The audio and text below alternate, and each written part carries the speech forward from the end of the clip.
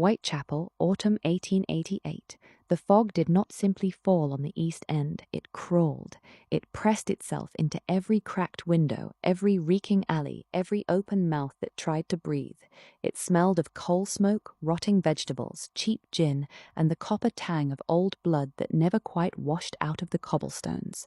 He moved through it like he belonged there. He had belonged to worse places for far longer. 300 years earlier, he had learned the first hard lesson of his kind. Humans were terrified of the obvious. 2 neat punctures in the neck, a body drained pale. They made up stories about crosses and garlic and sunlight. They hunted what they could understand. So he stopped giving them anything they could understand. He taught himself the blade. For more than a century, he practiced in the forgotten corners of Europe. Back rooms of slaughterhouses, abandoned hospitals, the quiet rooms above butcher shops. He watched surgeons work. He memorized the map of veins and organs. He learned how deep to cut, how clean, how to open a body so thoroughly that the true cause of death would be lost in the mess. The knife became his camouflage. The more precise the wounds, the less anyone ever looked for the 2 small marks he still left every time he fed. By the time he reached London, he was an artist. Whitechapel was perfect. The fog was thick enough to swallow screams. The women who walked those streets after midnight were rarely missed for long, and the city was already drowning in its own violence.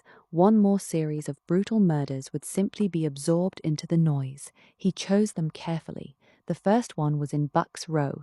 He came up behind her in the dark, one gloved hand over her mouth, the other already drawing the long surgical knife across her throat in a single, almost gentle motion. Deep, clean, fast enough that she could not scream. While she was still twitching, he leaned in and fed. 2 precise punctures placed exactly where the larger cut would later hide them completely. Only after the blood was taken did he continue the ritual of the blade, the opening of the abdomen, the careful arrangement of organs, the deliberate horror that would make the police and the newspapers focus entirely on the knife and never on the neck. He stood over her for a long moment when it was finished, listening to the fog drip from the rooftops, and felt the old, cold satisfaction settle in his chest. The second killing was cleaner. The third was almost elegant. Each time the pattern was the same. Approach from the dark, the throat first, the quiet feeding, then the blade work that turned a simple draining into something the city would call monstrous. He varied the details just enough to keep the detectives arguing. Sometimes more organs removed, sometimes less, sometimes a message written in blood that meant nothing at all. He wanted them confused. Confusion was safer than clarity. He read the newspapers with mild amusement. They invented a name for him, Jack the Ripper. They argued about whether he was a doctor, a butcher, a madman, a foreigner. They formed committees. They offered rewards. They printed sketches of men who looked nothing like him. None of them ever considered that the killer had been practicing the same cuts since before any of them were born.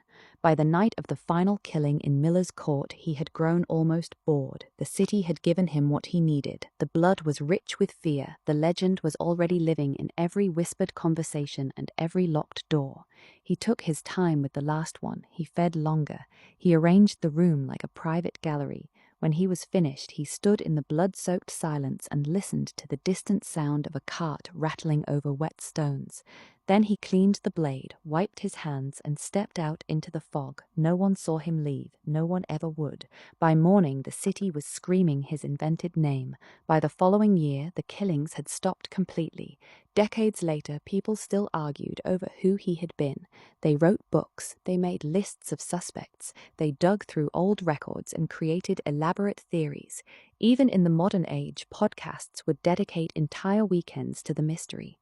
One of them, Good Vibes and Bad Decisions, with hosts Gypsy and Quinn, spent a full weekend turning over every theory, every suspect, every bloody detail, and still came no closer to the truth. They never could, because there was never a man, only something that had learned long ago how to hide behind a blade. And somewhere in another city, under another sky, the same careful hand was already practicing new cuts. The blade that feeds never truly stops.